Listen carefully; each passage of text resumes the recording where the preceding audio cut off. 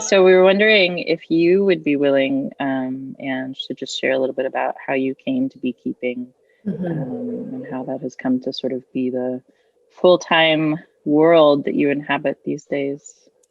Yeah, so I started beekeeping as a backyard beekeeper, actually. So there's, in the industry of beekeeping, there's like commercial beekeeping, which is folks who are trucking honeybee hives around the country and pollinating large monocrop agriculture. There's people who are then in a subset of like professional beekeepers who do like bee removals when you have a hive living in your house or your barn or under your stairs. And there's folks who do a lot of teaching in the beekeeping world. So bee educators, there's honeybee researchers at many different levels in universities, from like the graduate all the way up to postdoctorate. And then there's backyard beekeepers, which is like a hobbyist.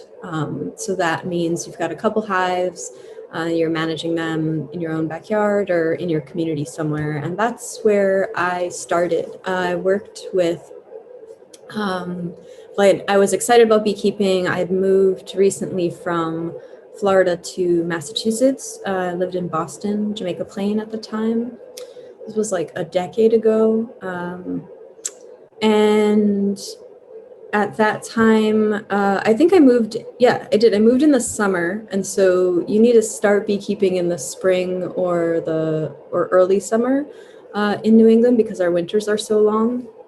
And so I had just missed that cusp of being able to start my own hives. And so I started seeking out community members, educators, etc. And I met this really awesome beekeeper named Jean-Claude Barut, who was an organic farmer out in Natick, but he also had about 30 to 50 colonies in the Boston area, and he would manage them on the weekends. And he never did anything but farm. It was really kind of incredible how much energy he had. Yeah, so I started working with Jean-Claude, and the very first thing that we did together when I was volunteering with him is we went out to pick up a barrel full of honeybees. So it was an old whiskey or wine barrel, one of those big cask barrels. And the barrel had a hive inside of it, and this gentleman who had it in his yard had left it there for several years, but then the hive started getting a bit testy, and he had some like very young grandchildren, and so he was getting just concerned that it could pose a problem with these very curious little 3, 4, and 5-year-olds. So he had us come pick it up and remove it, which we did.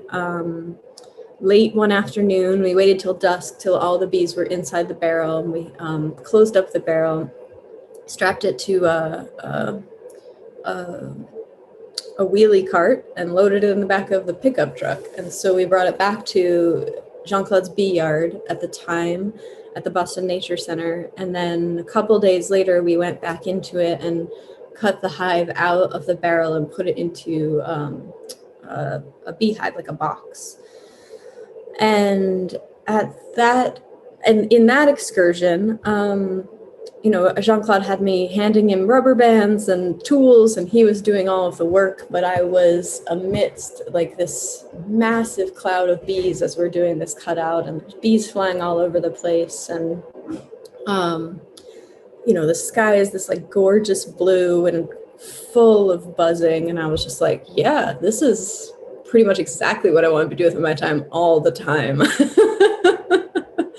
And from there, I got some of my own hives and like got my feet wet with learning how to manage them, continued to volunteer with him, and then met some of my other like peers who became my peer support group. We actually collectively, all of us, founded the Boston Area Beekeeping Association. And then we started a program called Tour de Hives, which was a bicycle-powered beehive and apiary tour. So we'd take people around Boston and Cambridge in these little swarms of bikes, and people would have an opportunity to go into a bee yard and learn about beekeepers and honeybees across the Boston area. So it was a really sweet opportunity to build community, and it was a really great way to fundraise so that we could have speakers and events for the Boston Area Beekeepers Association. So it really was the seed of building that association very, very early on, which has gone on to continue being an association that has speakers and gives guidance to new and beginning beekeepers even to this day. So that feels good to know that's still happening. And then slowly from there, I got into queen production or queen rearing, which is a lot of what I do now. And I was able to study with different beekeepers across the US. I went to a big conference in Arizona with a woman named Dee Lusby. I spent a few weeks up in Vermont studying with a beekeeper named Kirk Webster. And then I started working with my friend Sam Comfort, who is someone I still work with to this day, and really diving into what it would take to scale my tiny queen rearing operation into something that was more sustainable. And over the last 3 to 4 years, I've been building that out in Florida and Massachusetts, working with Sam and doing some queen production research as well. So it's really blossomed in that time, but I've been a beekeeper from backyard to professional for about 10 or 11 years now. Yeah. And so beyond the queen component, are there other aspects of the beekeeping that are part of your daily work? Yeah, so queen production is a huge part of what I do.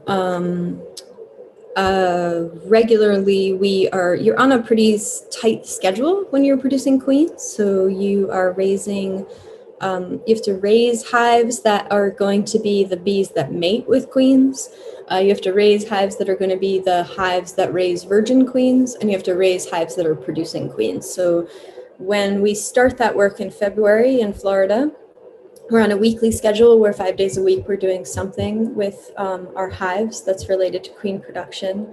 And then in addition to that, we do a lot of swarm trapping in Florida. So we set up traps in wild areas and catch feral colonies. And we cut those out and put them into boxes in that same way that I described the whiskey barrel going into a box. And we evaluate those hives and bringing them into our program if they perform well, because it's really important to us to bring in diverse genetic material. And then we do a little bit of like removal work, but not much, mostly just for friends and family and folks who have bees in quirky places. Removal work is really hard and very labor intensive and deeply underappreciated. It's one of those things where people are like, come to my house and take these bees out of the wall for free. And it's like, no, that's like 2 days worth of labor and expertise. And then another thing that I do weekly is render down wax. So we do a lot of wax production down south because we're always at the beginning of the spring season in the south, we're culling comb, which means that we are cutting out old wax from our hives and rendering it down. Wax is sort of like the nervous system of the honeybee hive, and so it holds like the epigenetic memory of the hive. And so it's important that there's some in there that is old, but it's also important to cull some of it out because it also holds all the toxins. So bees will actually seal toxins into the wax to keep the rest of the hive safe from them. And if they stay in there, then they can potentially be released into the hive over time. So every year we're going through and culling comb, and then we're rendering that down to produce those like really beautiful golden beeswax coins that you'll often see me posting on different social media accounts. Yeah, they are beautiful. All of the images that I've seen of them. So it's a really lovely teaching around what that is for the bees and how it supports them, but also how it needs to be cleared out. So thank you. Yeah, and it's so much. Wax is the most labor intensive thing that honeybees produce. It takes several pounds of honey to produce a pound of wax. Is how we like to break it down, and it can only be produced in abundance by young bees who are between 7 and 12 days old. And so it's really important to me that it's produced in, like, that we process it in a way that's ritualized, so that we're honoring that. And so I like to process it on a weekly basis and on a moon cycle, and then I sell that to folks who are going to work with it in some ritual way, whether they're going to produce candles or they're going to produce body products. It's just important that that thread of honoring the level of labor stays intact to me, because it is it's such a treasure that, again, just feels underappreciated in an industrial context, you know? Yes, I hear that, and I can certainly hear that in the process that you've described. Do you want to share a little bit about the in-person program that you're going to offer with Fabric of Life, and also the virtual bundle that you're going to put together? Yeah, absolutely. So the virtual bundle, I'll start there. The virtual bundle is going to build on what we do in person, but it also could be taken as a standalone class if people have some experience with bees and want to go a little bit deeper. I teach an online class in the winter time, and so we're building the bundle off of some of that content that feels important for beekeepers to know in their first and second year. All of the class content is meant to get people started and build confidence in beekeeping, and also be able to make decisions about how they want to manage hives. As I said earlier, there is so much possibility in the industry, right? There's commercial, professional, backyard, research. And these are all things that you could be doing in the beekeeping world. And that's not even touching on like bee products like honey and wax and propolis and all these things that can be made into ingestible products. So it's really important for me when folks are starting out that I help support them in like a framework of understanding what they want to be doing and how they want to be doing it, and that I share my experience, but not necessarily that I'm making everybody into a queen producer, but just that I'm giving you the tools that you need to get started in this beekeeping practice, whatever that's going to look like for you. In all of that content, we work with this tool that I've developed called the Apiary Action Plan, which helps to piece together your plan for how you're going to manage your bees. So in the Apiary Action Plan, I ask you things like, how do you want to manage your bees? What are your goals for working with honeybees? What are you hoping to, what type of relationship do you want to have with honeybees? And then we start to granulate and look at what kind of hives you want to use, where you're going to keep your bees, things that are going to help you actually map out and make a plan. As I had said earlier too, when I first started out with honeybees, I started in the middle of the summer, moved to New England, and I was like, beekeeping, right? Like, I had no idea about the seasonality of anything at that time because I was coming from the tropics. And what do you mean winter is 6 months long? Nobody told me that.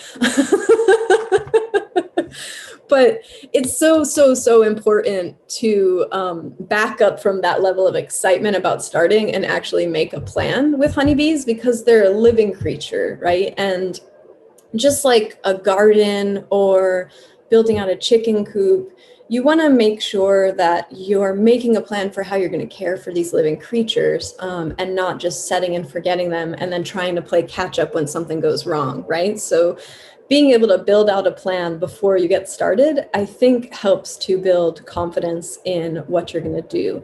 And then with the online component, or with the in-person component, we're really hoping to build confidence in working with honeybees, right? So we'll start working with making a plan and understanding what different materials are possible for us to use and what type of relationship we want to have.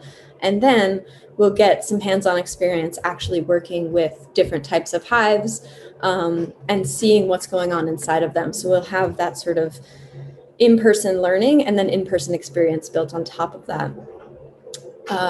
Once we have a little bit of that in-person experience, then we go back to the online content and look at some important things to consider as we move forward with the planning so that people can continue to build that plan out before they start bees in the following season. So really it all, to me, links together to help build a confident and competent beekeeper who has a really solid idea of how they're going to move forward with keeping bees.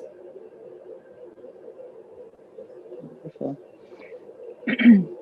You want to share a little bit, anything that you're excited about in terms of just being able to teach this material, or, you know, working with Fabric of Life to be able to offer this experience virtually? Yeah, absolutely. So I love the opportunity to introduce people to bees, whether it's with online content or in-person content. I am deeply looking forward to in-person classes and the opportunity to give people bees, let people hold and interact with this creature and really build that relationship in real time because of where we are with COVID and just sort of coming out of this year. I feel like so many of us have really dove deep into online content and this idea of emerging now and getting to do some in-person interaction is really exciting to me. I haven't taught in person in like 2 years at this point. So really looking forward to that. I love introducing people to honeybees for the first time and just getting to watch that light bulb of magic go off, you know, of connection to a natural world that folks might not have an opportunity to connect to. And then I love demystifying that magic and explaining that a lot of what we're experiencing is connection, which is powerful and potent, but also beekeeping is practice, right? It's not magical. What I do isn't mystical. It's that I practice every single day. And that's why I've refined my skills in the way that I have. And so I can have a relationship with my bees where I can plan to work with them in a reciprocal way that benefits them and benefits me. And that has taken years and years and years of practice and cultivating. And to be able to model that for folks is important as well, because I think that when we think that a natural system is magical, we're putting it on a pedestal instead of realizing that it's actually kin and integral to like our experience, right? Like the earth and the creatures and the flora and the fauna are all part of a system that we're a part of too. And it's really important to me to flatten that hierarchy of thinking something is higher or lower. So I'm really looking forward to that. Yeah, and just being able to put together a comprehensive program that has both an in-person and an online component is exciting to me. That overlap, I think, is really fruitful. And it's helped me in my learning to have the both end of the pieces. And I'm looking forward to working with y'all because I really I appreciate the programming you're doing, the skill building that you are offering as a program at Fabric of Life. And I'm appreciating these partnerships that you're cultivating and building with the donation programs and really thinking about how to create equity in these craft or skill building fields. It feels like important work that needs to be happening right now. And I'm excited to be a part of it. Good. We're really excited to be working with you and to be able to host you and to have your bees with us for a little while this summer while we host you. Mm-hmm. You've shared so much about bees. This almost seems like a silly question, but is there any fun fact or just something you find completely fascinating about bees that you want to be able to put out into the world? Oh, fun fact. Okay, so I'm a queen producer, and queens mate in the sky. So when we set up a beehive that's got a newly hatched queen in it, she eats a little bit and she waits around for her exoskeleton to harden off, so she's nice and hardy. And then she flies out and has mating flights in the sky with the drone bees. And while she's flying in the sky, she goes to these areas where all the drones congregate, and the drones and the queens copulate. And immediately after copulation, the drone's phallus explodes and he passes on into the next life. So I just really love everything about that. Yeah, I love the fact that they're mating in the sky in this like really high risk situation, and that the end is explosive. Brilliant. I definitely don't think I knew all of that in quite that level of detail. So it's certainly a very fun fact to be able to share with everyone. Great. Okay. Well, thank you so much for being with us today. And yeah, happy to be here. Thanks for asking.